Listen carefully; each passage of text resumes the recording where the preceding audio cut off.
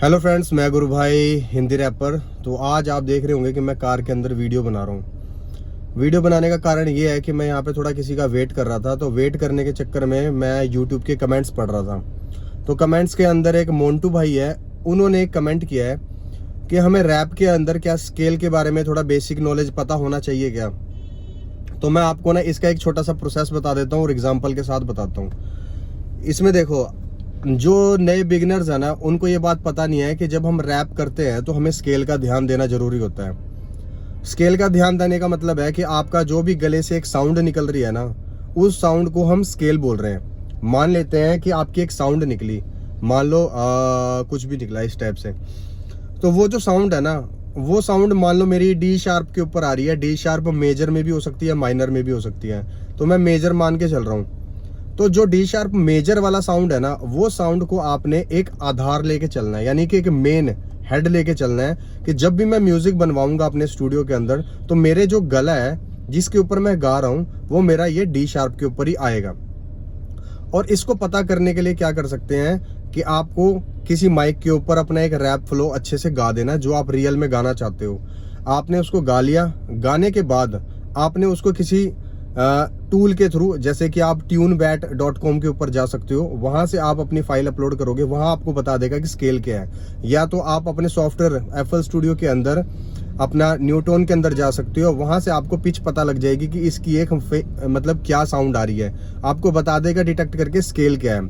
या आप अपने आप भी किसी मतलब वेबसाइट के ऊपर सर्च करके आप आइडिया लगा सकते हो। तो इसके बाद क्या होगा, मान लो डी शार्प है, तो डी शार्प की आपको स्केल पता लग गया, आपका गला क्या है, तो आप म्यूजिक भी आप डी शार्प के ऊपर बनाओगे। तो आप डी शार्प का ही आप साउंड ले सकते हो, या आप नेट के ऊपर भी सर्च कर सकते हो कि मुझे डी शार्प मेजर के कोड्स बताइए। वो आपको बता देगा कि ये डी शार्प मेजर के ये कोड्स लगते हैं। तो वो आप पियानो के अंदर लगाओ, वो पियानो के हिसाब से आप अपना कोई भी ड्रम लगा लो और गा के देखो। वहां से एक गाने की शुरुआत होती है। तो और जो बिगिनर होते हैं वो लोग क्या करते हैं कि आपने जो स्केल है ना, उसको वो फाइंड नहीं कर रहे हैं, सिर्फ उनको बीट मिल रही है, उस बीट को बस पकड़ के गा दे रहे हैं। कई बार तो वो परफेक्ट होते हैं, बहुत बढ़िया होता है, पर कई बार वो परफेक्ट नहीं होता है। फिर दिक्कत ये आती है कि वो लोग बोलते हैं कि मेरा गाना वैसा साउंड नहीं कर रहा है जैसा आपका कर रहा है, या वैसे क्वालिटी नहीं आ रही है, या मिक्स नहीं हो रहा है, ऐसा लग रहा है कि मेरा म्यूजिक अलग है, आवाज अलग है। वो इसी कारण से आवाज और म्यूजिक अलग होती है, क्योंकि म्यूजिक का स्केल कुछ और होगा। मान लो वो ए माइनर में है और आप गा रहे हो मेजर के अंदर, तो डिफरेंस तो आएगा ना। माइनर मेजर का डिफरेंस आ जाएगा तो भाई खुशनुमा माहौल और सैडनेस का माहौल का डिफरेंस आ जाएगा। तो हमें भाई खुशनुमे के अंदर गाना है, तो स्केल भी खुशनुमा जैसा होना चाहिए। आपका मेजर माइनर का फर्क आया तो दिक्कत हो जाएगी। तो ये बात है बेसिक जो आपको समझनी चाहिए कि हमें गाना बनाते वक्त ध्यान देना चाहिए। बस इतना सा आप करो, आपको बहुत अच्छा रिजल्ट आएगा। एक बार एक्सपेरिमेंट करके देखना, आपके सारे जो दिमाग के जो पेच है ना, वो खुलने शुरू हो जाएंगे।